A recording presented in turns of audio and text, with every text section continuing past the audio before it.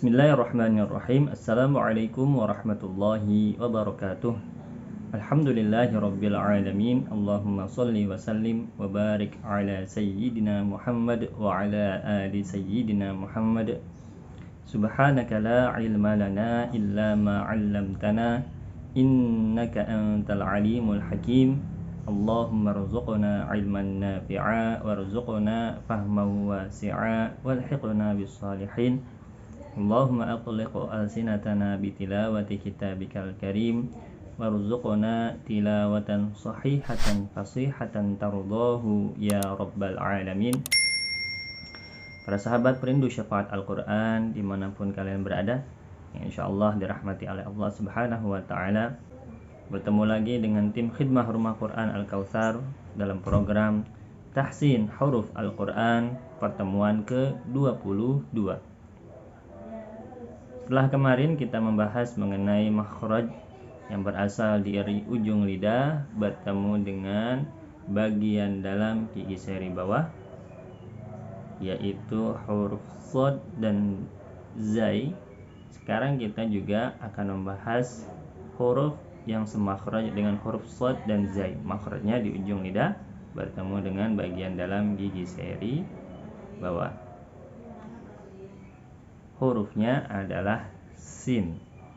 Ya, ketiga huruf ini dijuluki huruf shafir karena suaranya tajam, berdesis.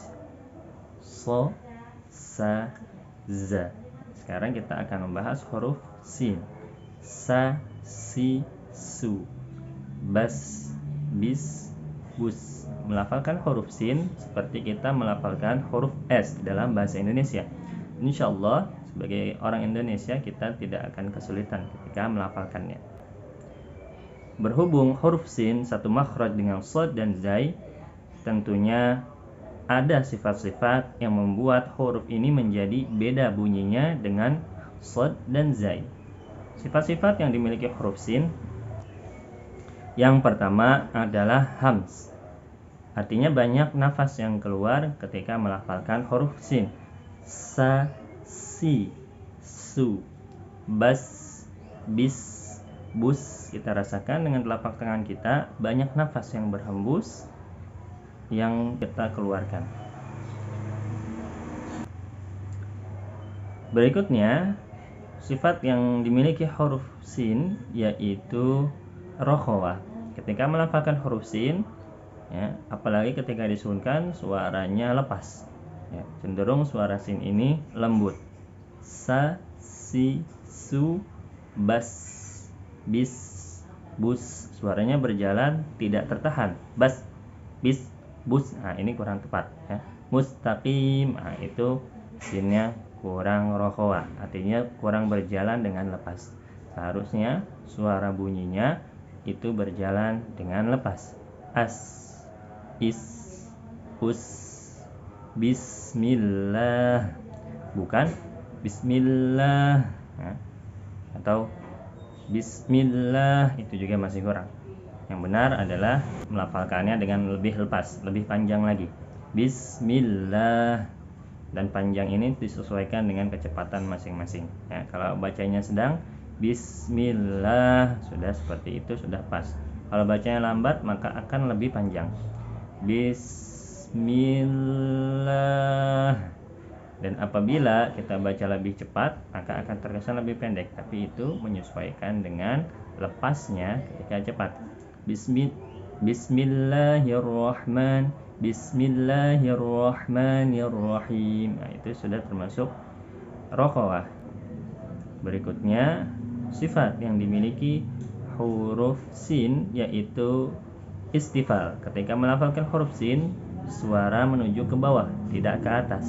Sa, si, su, tidak dibaca so, si, su, ya, tidak dibaca ke atas.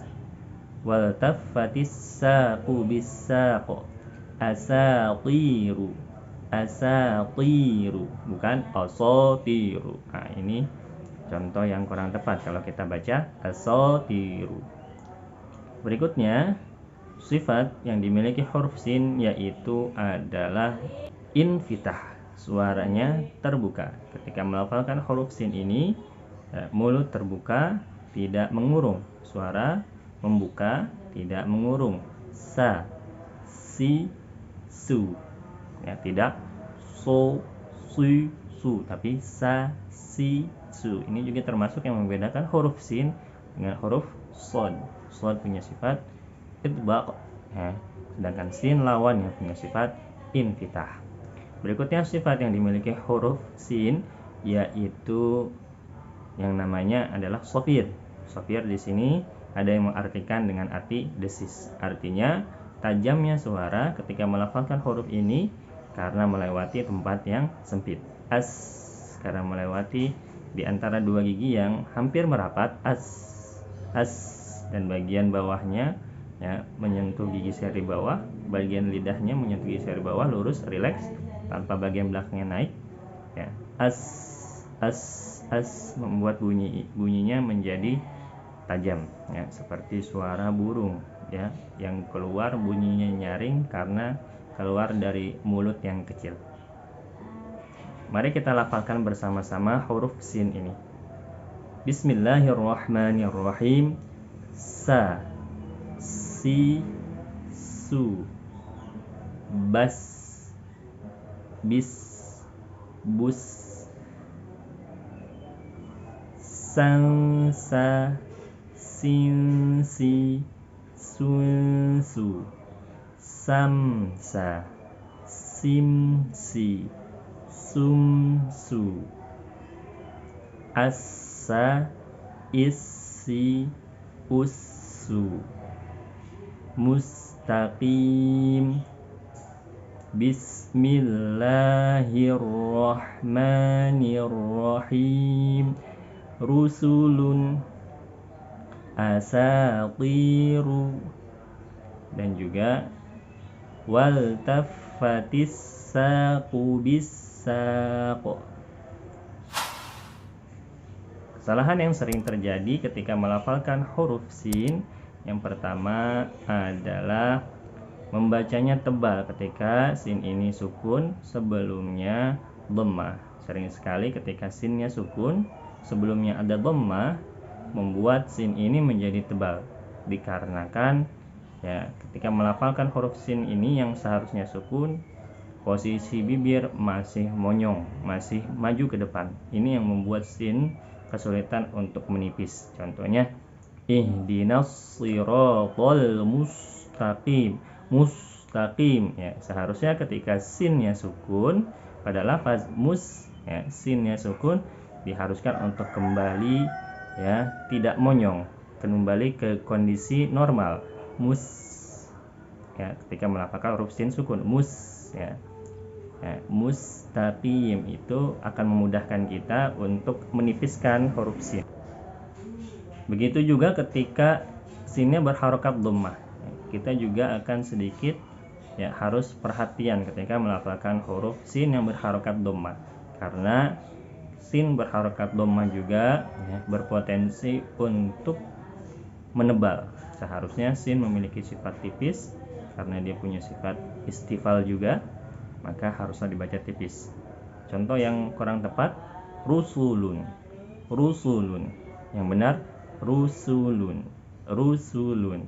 Rusulun, bukan rusulun. Rusu itu akan kesulitan kita untuk menipiskannya dan itu menjadi tebal. Berikutnya, kesalahan yang sering terjadi yang kedua adalah kurang melepaskan bunyi sin yang sukun ketika disukunkan. Artinya kurang panjang bunyi sukunnya. Ya, bismillah, ya, dibaca bismillah, bismillah, ya. Itu juga kurang sempurna, kurang memberikan sifat rokhawah yang dimiliki huruf sin. Ya. Itu saja dari saya. Kurang lebihnya Al-Fakir mohon maaf. Assalamualaikum warahmatullahi wabarakatuh.